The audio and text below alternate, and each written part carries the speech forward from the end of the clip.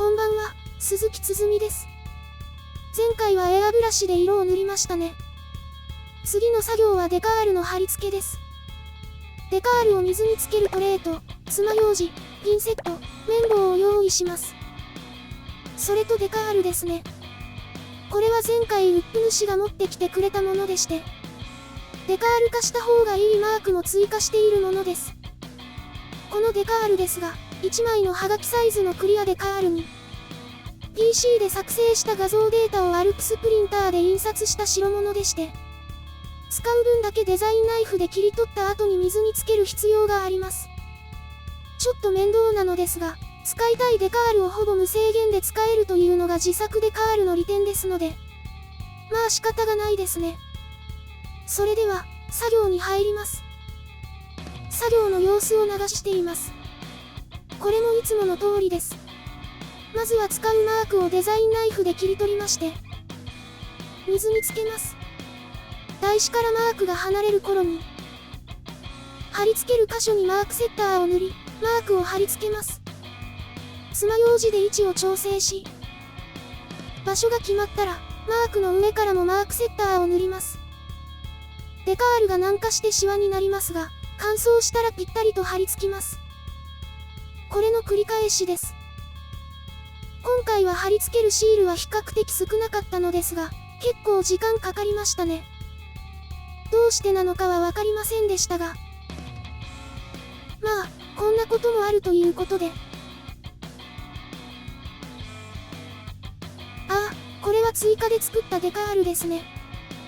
ただの黒丸なんですが、写真では存在しているのに、なぜか付属のデカールには用意されていませんでした。もう1種類追加デカールがあるのですが、これは今ではなく、最終組み立て時に貼り付ける予定です。デカール貼り付け作業完了です。こうしてみると、だんだん完成に近づいてきましたね。ああ、そういえば前回の動画の終わり頃に、付属のデカールが使えるかどうかテストする話をしていましたね。実は検証はやることはやりました。ただ、結論から申し上げて、付属のデカールは使えたみたいですね。まあ、見た感じ大丈夫みたいかな。って感じでした。どうやらウップ主の心配は気流に終わったようです。ですが、これは仕方ないですね。現物を見ただけでデカール軟化剤が効かないかどうかわかりませんからね。ウップ主が昔に作った時には不具合があったのは事実みたいでしたし、まあ、済んだことは仕方がないですね。ただ、この結果はささらちゃんには言わない方がいいかもしれませんね。黙っておきましょう。貼り付けたデカールがしっかり密着したようです。今から艶消しのクリア塗料をエアブラシで機体に吹き付けます。この後に行う汚し塗装からデカールを保護しなければいけませんからね。それではクリア塗装の準備をしますね。これからクリア塗装作業開始です。機体全体に吹き付けています。特にアルプスプリンターで作成したデカールは、これから行う汚し塗装に使うエナメル塗料に弱いので、しっかりと塗膜ができるようにしましょう。でないと、デカールが一瞬でエナメルに侵食されてダメになりますからね。艶ありクリア塗料が乾燥しましたので、これからエナメル塗料を使った汚し塗装作業にかかります。まずは黒のエナメル塗料を用意して、今回は簡単にウォッシングで済ませる予定です。最近多いですけどね。筆で機体全体に塗りたくります。人によっては全体に塗らない方もいらっしゃいますが、この辺りは作る人の判断で。はい、塗り終わりまして真っ黒血気ですね。それではこの後ティッシュペーパーを使って拭き取りにかかります。拭き取りの加減が難しいのですが、拭き取りすぎても何のために汚したのかわからなくなりますし、エナメル塗料が残りすぎても見た目がすごく汚くなってしまいます。様子を見ながら拭き取り作業を進めましょう。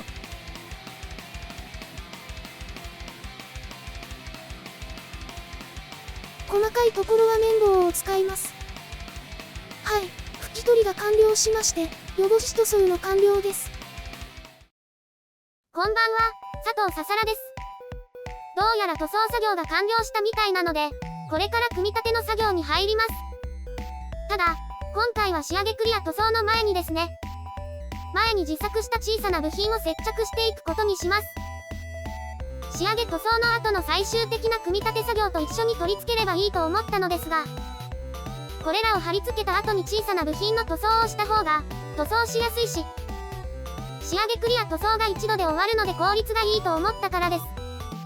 これだけ小さいと塗装するのもちょっと面倒かなと思いまして、は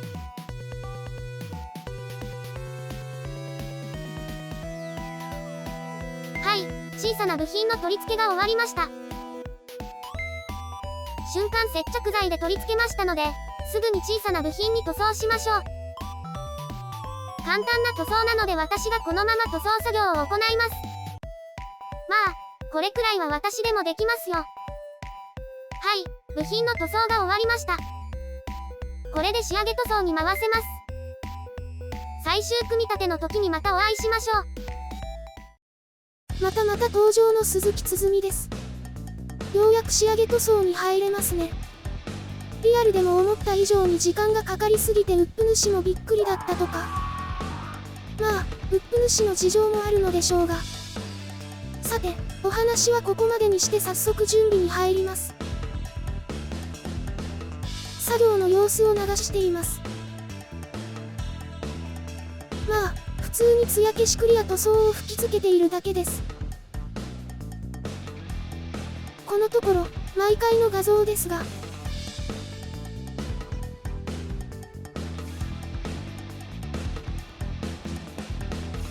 このツヤツヤした機体が、仕上げの艶消しクリア塗装で、はい、ご覧の通り落ち着いて見えますね。おすすめの塗装です。はい、仕上げ塗装が完了です。それと、キャノピーですがマスキングを剥がしてみます。どうなっているか、ちょっとドキドキしますね。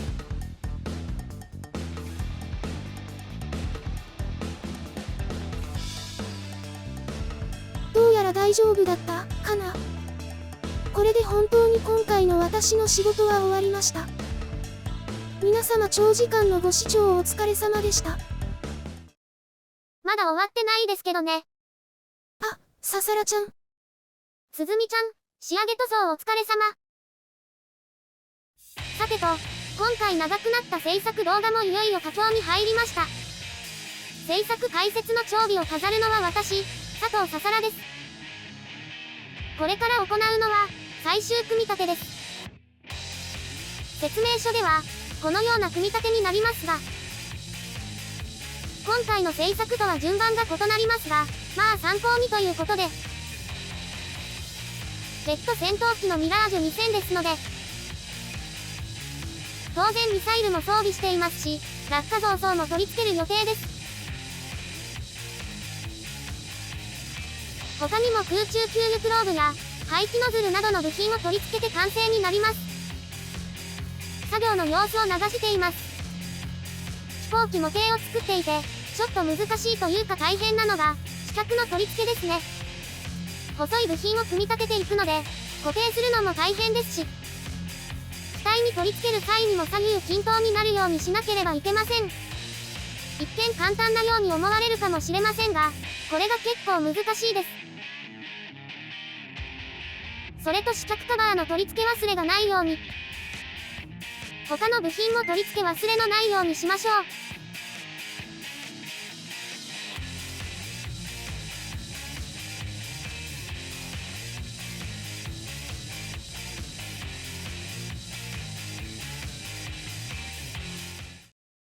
ささらちゃん、ちょっといいかな。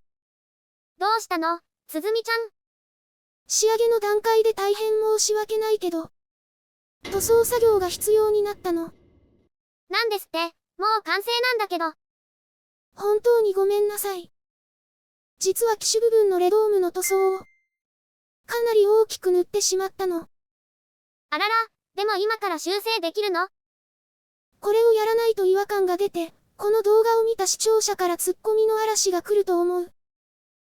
そうなの？でも全然気がつかなかったけど。わかる人にはわかると思うから、直しておいた方がいいよ。わかった。じゃあお願いね。急遽動画を回しています。お気づきの方いらっしゃったでしょうか。先ほども申し上げましたが、レドームの塗装がかなりオーバーラップしてしまっています。最終組み立ての段階になって気がつきましたが、放置できませんので今から修正します。まずは、写真のようにマスキングをします。キャノピーにかからないように、そしてレドームの境目はしっかり見えるようにマスキングします。ミスターカラー308の塗料を用意し、細吹きで少しずつ色をつけます。マスキングを剥がして状態を確認し、もし大丈夫でしたら、再度キャノピーにマスキングをして艶消しクリアを吹いたら、修正前はこんな状態でしたが、はい、どうにかなりましたね。それと、新規に製作したキャノピーに貼るデカールも忘れないように貼っておきますね。これで一安心です。今回5つの動画になってしまったタミヤ、イタレリのミラージュ2000の制作動画。ウップ主のリアル都合にも足を引っ張られた上に、最後にミスが発覚しドタバタしてしまい、そんなこともあってなかなか模型制作も動画制作も思うように進まなかっただけに、完成した姿を目にして3人の涙腺も緩んでしまった。さて、どのような形になったのか。それでは完成した状態をお披露目します。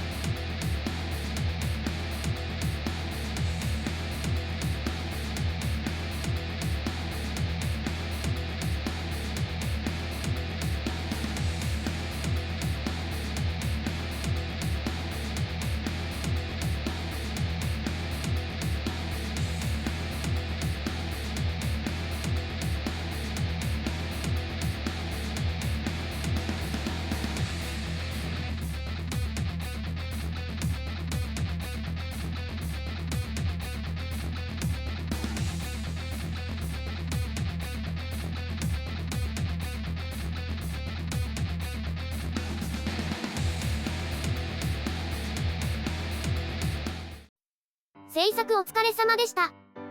本当にお疲れ様。ようやく完成したね。さて、ウップ主。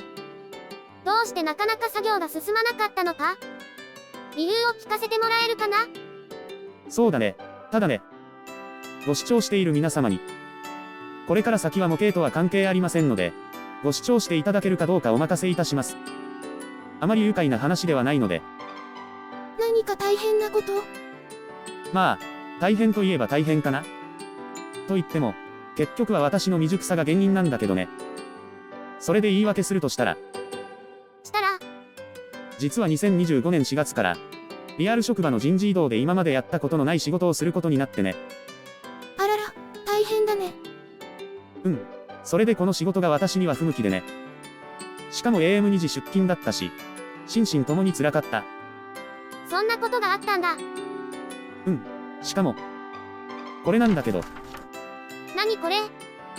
心身ストレスチェック？会社で記入して出すように言われたものなんだけど。返ってきた結果がこれ。これってやばいんじゃない？大丈夫なの？どうかな？正直言って。会社辞める一歩手前だったよ。あらら。シャレになってない。だって仕事内容が変わって何していいか分からずにいたら。何をするか予想して考えて動け。なんて言われるような職場だったからね。それで医療機関に行ったの？いや、全然。そこは行かないと。まあ、大丈夫じゃないかな。だってこれ以上に苦しいことは過去にいくらでもあったし。嫌なことがあっても気にしないようにするようにしたからね。解決策になっていないような。それにね。今はもうその部署ではなくて、12月にまた異動になって現在別の部署にいるから。それならよかったね。いや、また一から仕事を覚える羽目になって今は大変。あらら。以前の職場よりやりやすいけど、くせ者のきついおばはんもいるからな。もっとも、以前と違って教えてもらえるだけマシだと思うけどね。それはまた大変だね。まあ、早く仕事に慣れるしかないけど。以上が私のリアル都合で制作が遅れた理由かな。これから制作どうなるんだろう。多分大丈夫だよ。